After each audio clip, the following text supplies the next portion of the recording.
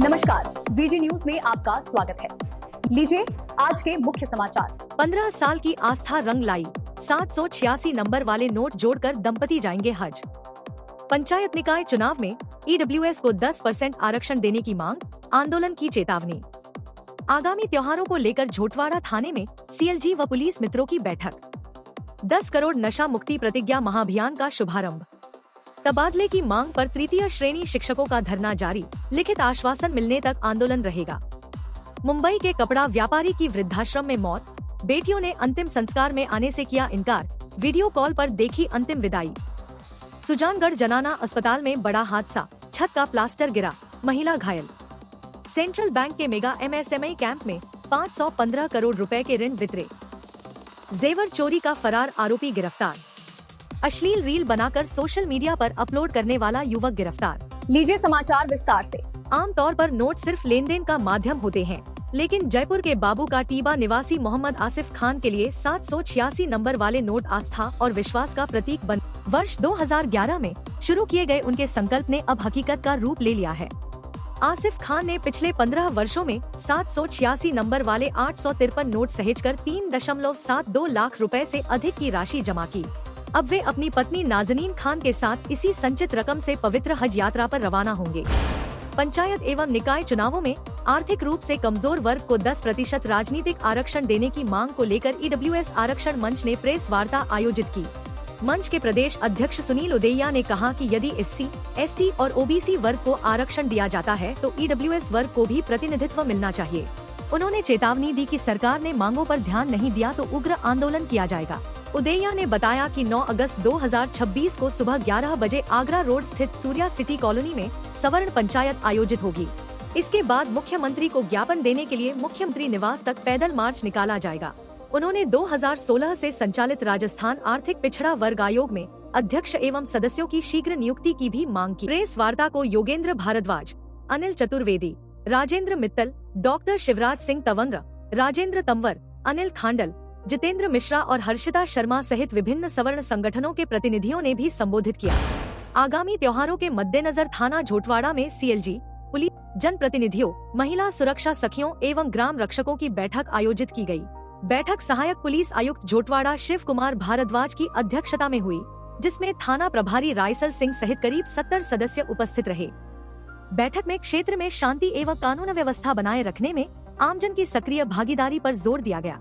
नागरिकों से संदिग्ध गतिविधियों की सूचना तत्काल पुलिस को देने, अधिक से अधिक सीसीटीवी कैमरे लगाने तथा साइबर अपराधों से बचाव के प्रति जागरूक रहने की अपील की गई। साथ ही नए आपराधिक कानूनों की जानकारी देते हुए त्योहारों को सौहार्दपूर्ण वातावरण में मनाने का आह्वान किया गया। ब्रह्मा कुमारीज के पीस पैलेस वीकेआई में गुरुवार को 10 करोड़ नशा मुक्ति प्रतिज्ञा महाअभियान का शुभारंभ हुआ। कार्यक्रम में नागरिकों ने नशा मुक्त जीवन अपनाने और कम से कम 10 अन्य लोगों को भी इसके लिए प्रेरित करने की शपथ ली। मुख्य अतिथि डॉक्टर प्रकाश चंदवानी ने कहा कि नशा मुक्त समाज के निर्माण में हर नागरिक की भागीदारी जरूरी है। डॉक्टर नीरज गढ़वाल ने जागरूकता, संस्कार और सकारात्मक जीवन शैली को नशे से बचाव का प्रभावी माध्यम बताया। ब्रह्मा कुमारीज ने बताया कि अभियान के तहत जिले भर में स्कूलों, कॉलेजों, सरकारी संस्थानों और सामाजिक संगठनों में नशा मुक्ति जागरूकता कार्यक्रम, राजयोग मेडिटेशन, रैलियां और प्रतिज्ञा अभियान चलाए जाएंगे। शहीद स्मारक पर तृतीय श्रेणी शिक्षक तबादले की मांग को लेकर शिक्षकों का धरना लगातार जारी है। धरने में शामिल कई शिक्षक वर्षों से परिवार से दूर तैनात हैं। इनमें एक दिव्यांग शिक्षक भी शामिल हैं, जो पिछले 4.5 साल से अपने परिवार से दूर पदस्थापित है। उनकी पत्नी भी दिव्यांग है, जिससे लंबी दूरी का सफर और पारिवारिक जीवन बेहद कठिन हो गया है। इस बीच तृतीय श्रेणी शिक्षक संघर्ष समिति की शिक्षा मंत्री मदन दिलावर से सकारात्मक वार्ता हुई। सरकार ने ट्रांसफर पॉलिसी लागू कर पारदर्शी तबादले करने तथा शिक्षकों को पसंद का जिला और ब्लॉक चुनने का विकल्प देने का भरोसा दिया है। साथ ही सितंबर में सुप्रीम कोर्ट के आदेश के बाद पदोन्नति प्रक्रिया आगे बढ़ाने की तैयारी शुरू होने की भी जानकारी दी गई। हालांकि शिक्षकों का कहना है कि जब तक सरकार या शिक्षा मंत्री की ओर से लिखित आश्वासन नहीं दिया जाता, तब तक उनका धरना जारी रहेगा। हरियाणा के सोनीपत स्थित एक वृद्धाश्रम में मुंबई के 74 वर्षीय कपड़ा व्यापारी शिवचरण रामरत्न गुप्ता का निधन हो गया। वे पिछले 3 वर्षों से आश्रम में रह रहे थे, जबकि उनकी पत्नी का भी 2 वर्ष पहले वही निधन हुआ था। आश्रम संचालक के अनुसार सूचना मिलने पर उनकी तीनों बेटियों ने अंतिम संस्कार में आने से इनकार कर दिया। उन्होंने 5,100 रुपए ऑनलाइन भेजकर आश्रम से ही अंतिम संस्कार कराने और पूरी प्रक्रिया की वीडियो भेजने को कहा।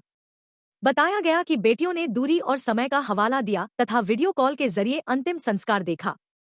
यह मामला सोशल मीडिया पर तेजी से चर्चा का विषय बना हुआ है।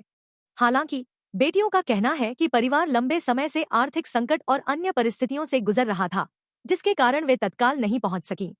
मामले के सभी पक्षों को ध्यान में रखते हुए इसकी परिस्थितियों पर अलग अलग दावे सामने आए हैं। जिले के सुजानगढ़ स्थित फतेहपुरिया जनाना अस्पताल में गुरुवार को बड़ा हादसा हो गया। अस्पताल के बरामदे की छत का प्लास्टर अचानक गिरने से वहां मौजूद एक महिला घटना सीसीटीवी कैमरे में भी कैद हुई है। महिला के सिर में चोट लगने पर अस्पताल में प्राथमिक उपचार किया गया, जहां उसे 2 टांके लगाए गए। अस्पताल प्रशासन के अनुसार भवन काफी पुराना और जर्जर हो चुका है। मरम्मत के लिए कई बार संबंधित विभाग को पत्र भेजे गए, लेकिन समय पर कार्य नहीं होने से यह हादसा हुआ।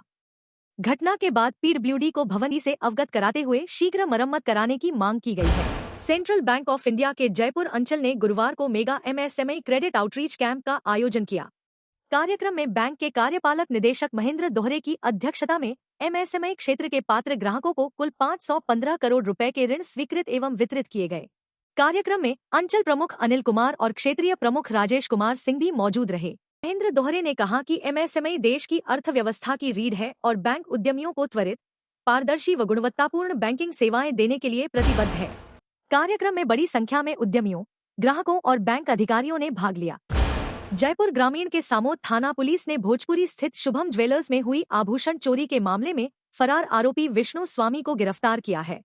मामले में मुख्य आरोपी राहुल भाटी सहित 3 आरोपियों को पहले ही गिरफ्तार किया जा चुका है। पुलिस के अनुसार गिरफ्तार आरोपी ने पूछताछ में जेटपुरा एटीएम लूट के प्रयास और प्रतापनगर में वाहन चोरी की वारदात में भी शामिल होने की बात स्वीकार की है। आरोपी पर प्रतापनगर थाना पुलिस ने 2,000 रुपए का इनाम घोषित कर रखा था। गिरफ्तार आरोपी से पूछताछ जारी है। जयपुर ग्रामीण पुलिस ने सोशल मीडिया पर अश्लील रील बनाकर अपलोड करने वाले एक युवक को गिरफ्तार किया है।